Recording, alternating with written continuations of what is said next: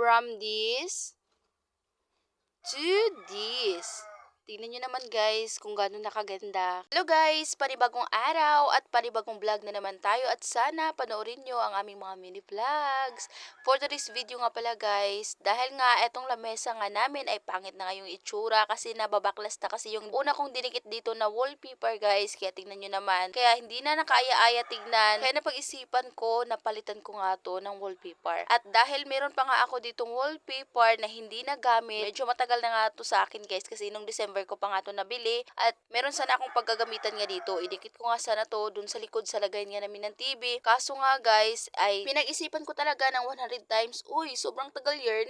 Kasi nga guys tumutulo kasi doon at nilagyan kasi yun namin ng trapal para nga hindi tumutulo. Kaya guys tinago ko na muna itong wallpaper hanggang nakalimutan ko na. At mabuti na lang talaga at hindi ko talaga to naidikit kaagad kasi ayun ngayon guys tumutulo na naman kasi nasira na nga yung trapal. Sobrang bilis lang talaga masira kasi yung trapal nga nabili namin hindi naman yun sobrang kapal kasi alam niyo naman wala tayong budget. Kaya ayun, nung naglinis ako dito sa bahay nakita ko nga to at napag-isipan nga to nga dito ko nga ilagay sa may lamesa namin kasi nga eto na nga yung itsura ng lamesa namin. Kaya nung ako na lang mag-isa sa bahay kasi yung mga anak ko nandun na nga sa paaralan, umpisan ko nang kaagad guys magdikit dito nga ng wallpaper sa may lamesa para mabilis lang matapos. Pero kahit sobrang liit lang yan ng lamesa namin guys, sobrang tagal ko rin natapos dyan kasi paputol-putol nga yung trabaho ko kasi alam niyo naman susunduin ko pa nga yung mga bata sa school. Pagkatapos ayun papakainin ko tapos ihatid ko ulit at pagkatapos niyan at saka naman ako ulit dito magdikit ng wallpaper. Kaya sa sobrang liit nga ng lamesa namin guys, naabutan pa rin ako dyan ng hapon. Nagumpisa ako magdikit dyan alas 8 ng umaga pero alas 5 na nga ako na hapon tapos dyan at yan lang talaga yung nagawa ko buong araw dahil nga akala ko madali lang. Akala lang talaga guys madali lang magdikit ng ganito ng wallpaper pero hindi pala guys. Mukha lang siyang madali tingnan guys kapag sa video pero kapag ikaw na yung nagdikit ay nako napakahirap pala guys lalo na kapag mag-isa ka nga lang. Yung una ko palang ginawa dyan guys, tinanggal ko na muna yung unang nakadikit na wallpaper. Sobrang nahihirapan ako at sobrang tagal ko natapos nun matanggal guys dahil sobrang napakadikit talaga nung una ko nga nilagay dito na wallpaper. Talagang inisa-isa ko talaga tanggalin yon. Hindi ko na sana tanggalin kasi tinamad na ako pero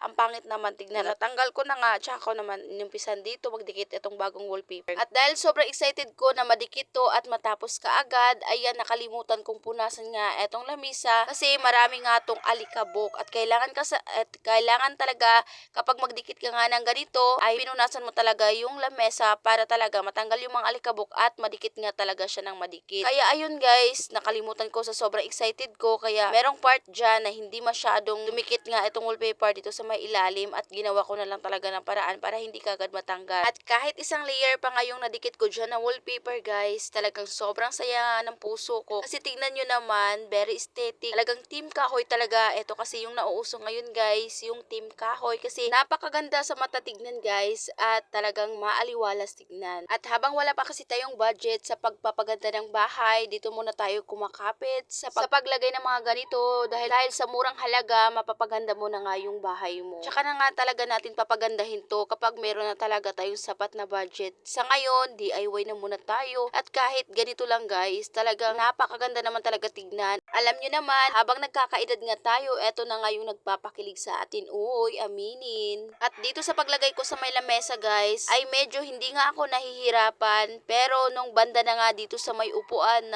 dito ako sobrang natagalan guys. Kasi nahirapan nga ako dito sa bawat gilid niya. Pagkatapos dito nga banda sa may tornilyo, napakahirap nga talaga. Kaya dito ako nahihirapan magdikit sa may upuan. Kaya kahit sobrang hirap ay go pa rin tayo kasi excited na nga ako sa magiging resulta nga nito. At etong lamisa namin guys, magpo 4 years na nga to at meron na nga akong nakita sa gilid-gilid nito ng kalawang. Ganun naman talaga lahat ng gamit ay masisira. Kaya okay lang kasi nga nagamit naman namin to ng medyo matagal at hindi naman siguro to masisira kaagad. Aabutin pa to ng mga ilang taon. At nung natapos ko na nga madikit guys, dito banda sa may lamesa ay nakita ko naman na hindi nga bumabagay etong foam brick nga dito nga sa may dingding. Parang mas bagay dito yung kulay puti na foam bricks. At simula nung nagdikit nga ako nitong foam bricks guys dito sa dingding namin kasi alam nyo naman nakita nyo naman etong dingding nga namin guys na hindi nga talaga siya makinis kasi hindi pa nga siya naka-finishing. Simula nung naglagay nga ako dito ng wall bricks guys ay lagi nga akong merong nakikita dito na ahas na dumidikit. Kaya sobrang gamit na gamit talaga itong foam bricks sa amin guys. Alam nyo naman dito sa likod ng bahay namin palayan nga to at